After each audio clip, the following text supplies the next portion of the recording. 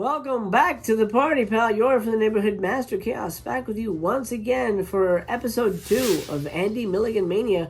Of course, I'm referencing the films in the Dungeon of Andy Milligan box set here from Severin Films.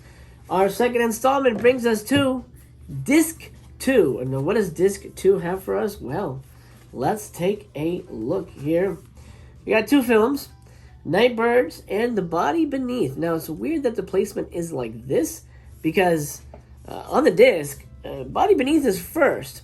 So we'll start with Body Beneath, and then we'll get to Nightbirds, and then I'll give you a breakdown on the special features inherent with each film. The Body Beneath is a vampire film. This is one of 5 films that Andy shot in England.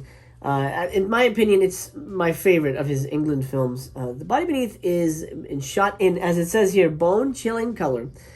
It's about a vampire named Reverend Ford. He dresses up like a priest, which I guess if we're really talking about vampire lore, it doesn't make any sense. Why he can't dress like a priest if he's a vampire, but whatever, we'll let it go. We let it go.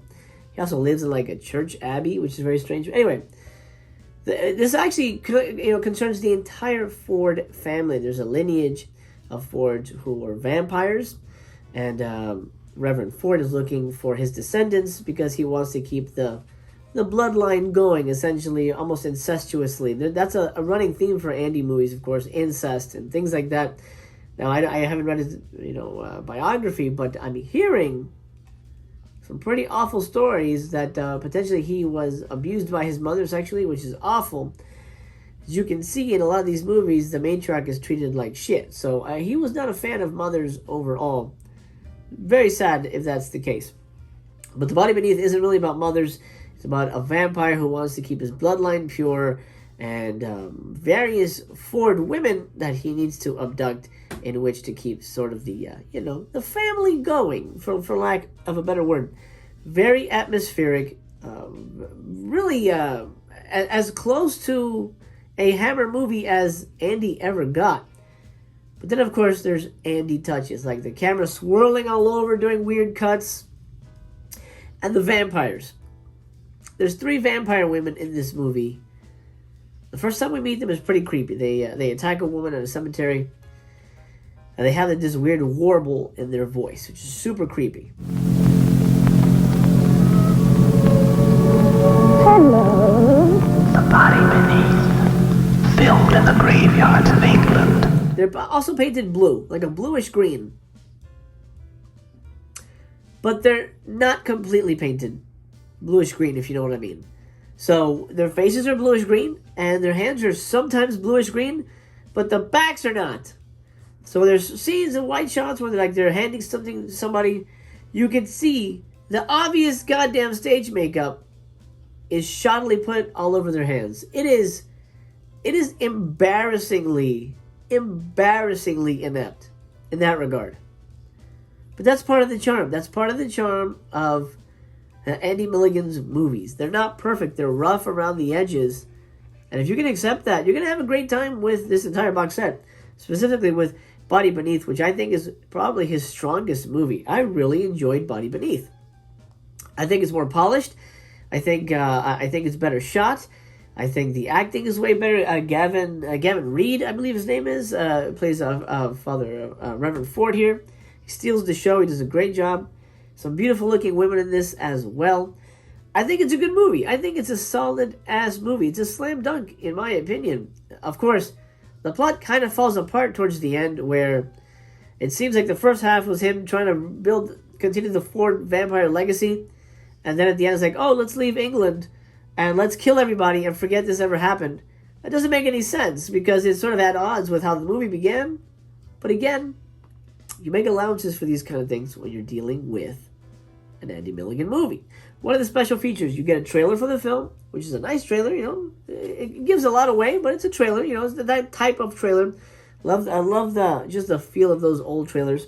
Then you get a commentary track, and the commentary track is with 2 British film scholars. Let me get their names right so I don't mispronounce or say the wrong name. Vic Pratt and Will Fowler. Interesting commentary track, because as Brits, they bring the British side of Andy Milligan to light. As a matter of fact, the bulk of their commentary track is almost more how England relates to Andy Milligan or Andy Milligan relates to England than the movie itself. I mean, they do touch on the movie and the making of the movie and stuff like that, but it's more like the time the movie was made, the locations the movie was made. That's the kind of the commentary track you get here. Two British film scholars sort of cross-referencing, I should say, England to Andy Milligan. Very informative. It can be a little dry, but I think if you really want to dive into England and Andy Milligan, his UK period, this commentary track is going to fill in a lot of blanks for a lot of fans. Next on the disc is Nightbirds. This is Milligan's first British film, and it's almost at odds with the rest of his UK output because it's shot in stark black and white, very grainy black and white, I might add. And it only has like 4 or 5 actors in the movie, which is very interesting. It feels very stagey. As a matter of fact, it might have been initially created in his mind as a stage play, because it could very easily become a stage play. What you have here is 2 main actors, Julie Shaw and Berwick Kaler, and it's the typical boy meets girl story for the first 20 minutes. The first 20 minutes, you have a typical boy meets girl type of story, and they're the, sort of the disaffected 1970s youth, of that era. The way they meet is far from the typical Hollywood meet cute. Berwick, the young man, is walking down the street. He throws up. So he's sick. Something's wrong with him. She finds him on the street. Hey, are you okay? Come here. Come. Let me get you something to eat. They chat over lunch, and he's like, hey, do you know where a place I could stay the night? Like a cheap place. She's like, oh, you can stay with me. And there you go. That's how they meet. They fall in love. They kind of have sex, but it's like an awkward, like rubbing sex. We see the dude's dick, which is unfortunate.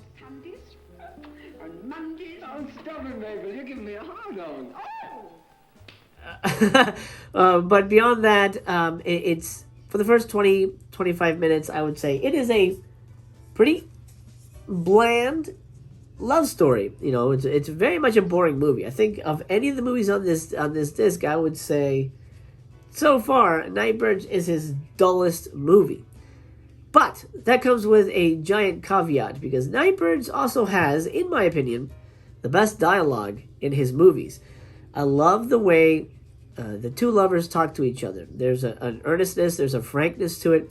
There's also a real theatricality to it, and it feels like he's writing for a stage. But I love his choice of words, and I love how these actors deliver the lines. I mean, Julie Shaw here really steals the picture. Berwick himself, this was his first movie, and he's on the commentary track I'll speak about in a minute. And he was very nervous and all that stuff, and that does come across. He feels a little more, reserved, but towards the end he kind of warms up. But Julie here is out of the gate is fantastic, just really great, really fun to watch. But heads up, this is definitely his most boring movie so far, anyway, on the disc, on the box set here. Overall, it's a good movie, a really shocking movie. I will say, hang in there. If the first 20 minutes you feel a little bored, like, I'm just gonna fast forward this. Hang in there. It takes a while, but I would say at about the 45-minute mark, stuff starts to get really weird. Stuff starts to get really interesting. Stuff starts to get really dark and depressing and bleak, and you start wondering, God, what the fuck is happening? What is this movie? The ending is pretty hardcore, and not porn hardcore, just like intense. It's an awful ending, and not awful, just like stupid, awful, like just really hard to watch and really depressing. So keep that in mind when you're watching. I don't want to give anything away. There's some beautiful imagery towards the end when it comes to the Berwick Kaler character. Really beautiful imagery that I'm not going to ever forget. I'm thinking about it now. I don't want to give anything away, but it is so striking and awful in its symbology and in the metaphor, the visual metaphor. Awful. But it shows you, with this movie, Andy Milligan was not a bullshit artist. Andy Milligan was not out to make shit movies. He was an artist. He was an artist, and this is the movie that proved it to me, Nightbirds. He wasn't out just to make a quick buck and make shit. He actually wanted to tell stories. He actually wanted to, exercise his demons on film. And in this movie, Nightbirds, stick with it. It's short. I mean, it's not too long. What is it? 77 minutes. It's not too long. The ending is so gut-punching awful that I don't think I'll ever forget it. I ended up watching Nightbirds twice because I watched it with the commentary track. I don't think I'll ever watch it again. Not because it was boring, but because it's such a hard watch. And it's an image, that final image of Berwick Killer's character is so striking and so haunting that I don't think I'll forget it anytime soon. Let's talk about Berwick Killer. He's on the commentary track here with Stephen Thrower himself. Now, Berwick apparently had never seen Nightbirds. The first time he saw it was, fairly recently before, recording this commentary track. He hadn't seen any of the movies. He's in all of Andy Milligan's UK output. So he's the body beneath. I didn't even remember him. Oh yeah, he plays the Hunchback. There's always a Hunchback in an Andy Milligan movie. There's always a goddamn Hunchback. He's the Hunchback in Body Beneath. Here, his first movie, he gets to play the romantic male lead, whose dick we happen to see.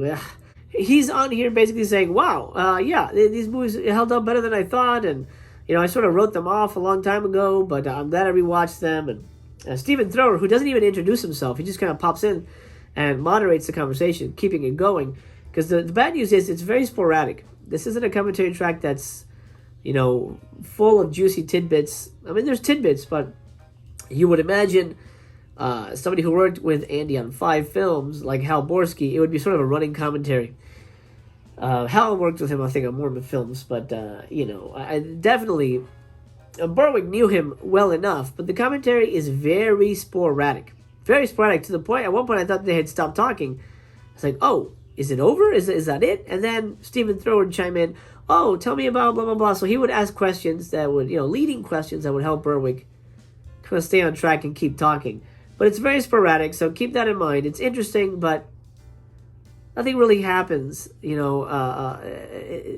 going to blow your mind. Man, there's a tidbit here and there, but it is sporadic.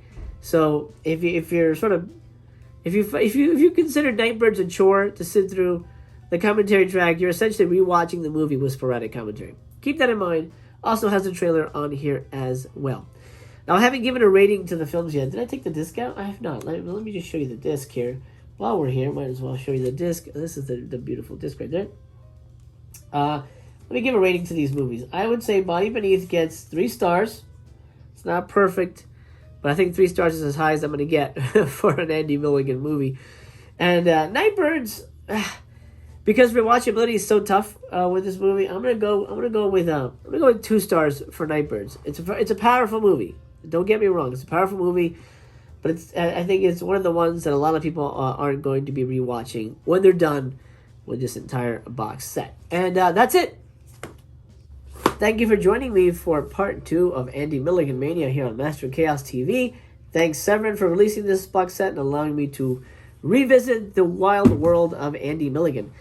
Stay tuned. Part 3 is coming soon, and we're talking about Disc 3, which includes Torture Dungeon and Bloodthirsty Butchers. So we're going to get bloody next episode here on Mastercast TV when it comes to the Andy Milligan Mania collection. Well, my friend, that's it. I hope you enjoyed this video, and I certainly enjoyed hanging out with you. If you're new here, please consider subscribing, and drop me a like on your way out. That really means the world. To your old pal, Master Chaos. And remember, I love you. I love you just the way you are. I'll be here tomorrow. I hope you will be as well, because I remain to be continued.